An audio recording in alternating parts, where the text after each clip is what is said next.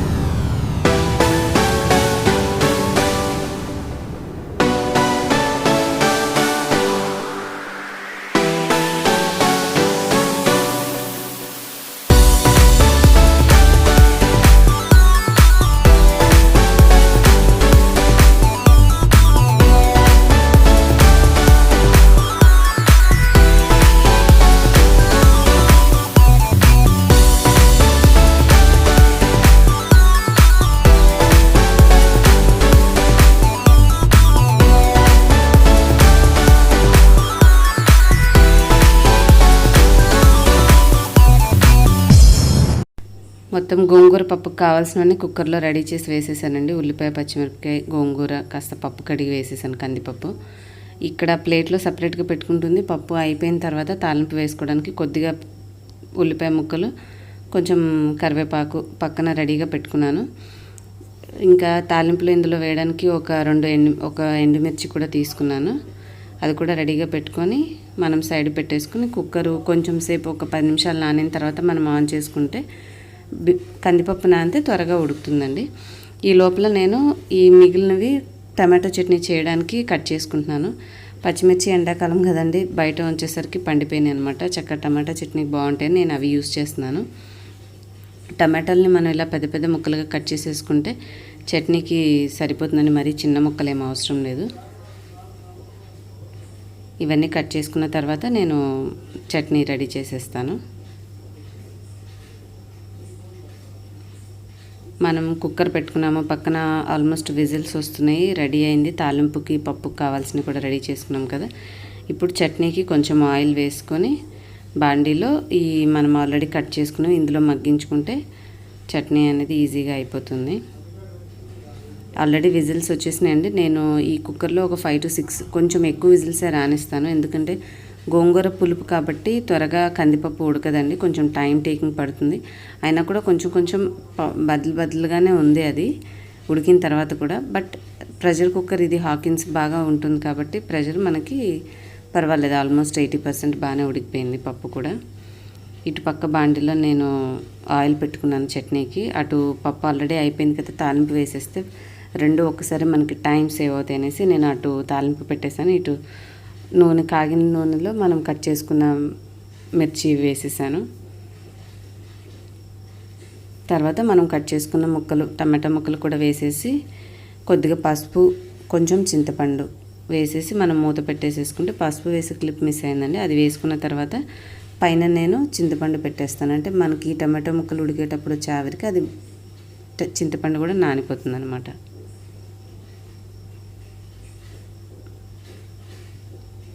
ఇవి చక్కగా దగ్గరకు వచ్చి ఆ గుజ్జంతా మనకి ఎగిరే వరకు కాస్త ఫస్ట్ ఒక 2 నిమిషాలు మీరు హై ఫ్లేమ్లో పెట్టుకొని తర్వాత మూత తీసేసి కొద్దిగా సిమ్లో అదంతా చక్కగా వదిలేస్తుంది, నూనె వదిలేసి కొంచెం దగ్గరకు వచ్చే వరకు. మీకు మరీ బ్రేక్ఫాస్ట్ ఐటమ్స్లోకి అయితే కొంచెం గ్రేవీగా ఉంచుకొని మీరు దించుకోవాలండి.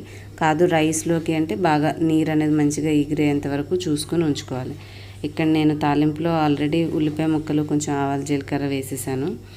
వేసిన తర్వాత అవి కొంచెం ఉల్లిపాయ ముక్కలు ఎర్రగా వేగాక కరివేపాకు, ఎండుమిర్చి వేసి ఇంగువ ఉంటే కొంచెం ఇంగువ కూడా వేసేసుకుంటే బాగుంటుందండి. తాలింపులో నేను శనగపప్పు వేయను, ఎందుకంటే మా పిల్లలు ఇష్టపడరని చెప్పి నేను అప్పుడు తాలింపులో అది అవాయిడ్ చేస్తుంటాను. రెగ్యులర్గా తాలింపులో ఆవాలు, జీలకర్రతో పాటు కొద్దిగా శనగపప్పు కూడా యాడ్ చేసుకుంటారు. ఇక చూడండి, మనకి ఇక్కడ టమాటో ముక్కలు కూడా మగ్గిపోయాయి. బ్రేక్ఫాస్ట్కి అయితే కొంచెం లిక్విడ్గా ఉంచుకొని దింపుకుంటే మనకి లూజ్గా ఉంటుంది చట్నీ, తినడానికి ఇడ్లీలైనా దోశలైనా కంఫర్ట్గా ఉంటుంది.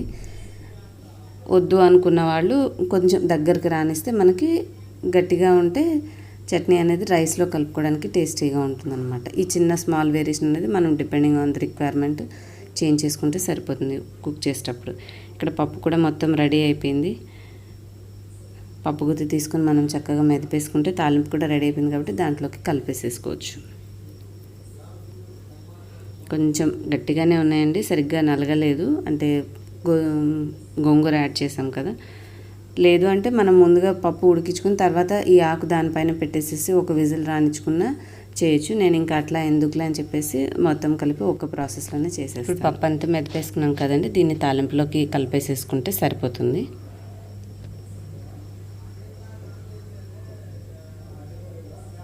ఇప్పుడు మనకి రెడీ అయిన పప్పును చూసుకొని దానికి సరిపడినంత ఉప్పు వేసుకొని చక్కగా కలిపేసుకుంటే మనకి ఎంతో టేస్టీ గోంగూర పప్పు రెడీ అయిపోతుంది.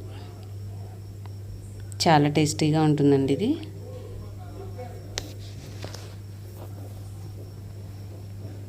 మనమంతా రెడీ చేసుకున్నాక ఫైనల్ క్వాంటిటీని బట్టి సాల్ట్ యాడ్ చేసుకుంటే టేస్ట్ బాగుంటుంది. ఇప్పుడు దీన్ని మనము ఇట్లాగా అల్యూమినియం బౌల్లో కాకుండా కొంచెం ఏదైనా స్టీల్ బౌల్లో కానీ ఇంకా ఏమైనా ఏమైనా సర్వింగ్ డిషెస్ ఉంటే వాటిలోకి సర్వ్ చేసుకుంటే బాగుంటుంది. ఎందుకంటే ఇందులో మనం అన్నీ యాడ్ చేసిన స్పైసెస్ అయినా అంటే కారము, పచ్చిమిర్చి, ఇవన్నీ చింతపండు, గోంగూర కూడా పులుపు, వీటన్నిటి వల్ల ఏమవుతుందంటే ఆ డిష్ అనేది బాగా ఆక్సిడైజ్ అయిపోతుంది అనమాట. అల్యూమినియం బాయిల్స్ అనేవి కొంచెం పుల్లటి పదార్థాలని మ్యాక్సిమం అంటే ఎక్కువ విడివేడిగా చేసిన తర్వాత సర్వింగ్ డిష్లోకి మార్చుకుంటే మంచిదండి. అవే బౌల్స్లో ఉంచకూడదు. కాబట్టి నేను వెంటనే ఇమీడియట్గా స్టీల్ బౌల్స్లోకి, లేదంటే మీ దగ్గర ఇంకా మంచిగా సర్వింగ్ డిషెస్ డైనింగ్ టేబుల్ మీద ఉంటే వాటిలోకి సర్వ్ చేసుకుంటే బాగుంటుంది. చూడండి, ముక్కలు ఆల్మోస్ట్ దగ్గరకు వచ్చేసాయి, మగ్గిపోయినాయి. ఇంకా కావాలంటే మనం ఇక మూత తీసేసి కాసేపు ఉంచేసామంటే ఒక 2-3 నిమిషాలు కొంచెం మంట పెట్టుకొని అది ఎగిరిపోతుంది. తర్వాత దించుకున్న తర్వాత దీంట్లోకి మనం కొంచెం జీలకర్ర అవి వేసుకొని మనము ఉప్పు వేసుకొని చేసుకోవచ్చు. ఈ లోపల రైస్కి నేను మైక్రోవేవ్ ఓవెన్లో ఈ వడియాలు పెట్టానండి. చూడండి, నేను 1 మినిట్ పెట్టాను, కానీ 1 మినిట్ అవసరం లేదు, నాకు 50 సెకండ్స్లోనే రెడీ అయిపోయినాయి. పప్పులోకి మనకి వడియాలు ఉంటే టేస్ట్ బాగుంటుంది కాబట్టి నేను ఇన్స్టెంట్గా ఇలాగా వితౌట్ ఆయిల్ చేసేస్తాను. సో వడియాలు కూడా రెడీ అయిపోయినాయి. చూడండి, మీరు చూస్తుండగానే కంప్లీట్గా ఓవెన్లో మనకి రెడీ అయిపోయినాయి. అదే నార్మల్గా అయితే ఒక బాండిలో దగ్గర మనం ఒక 3-4 టేబుల్ స్పూన్ల నూనె వేసి ఇవి వేయించుకుంటే కానీ రెడీ అవ్వవు.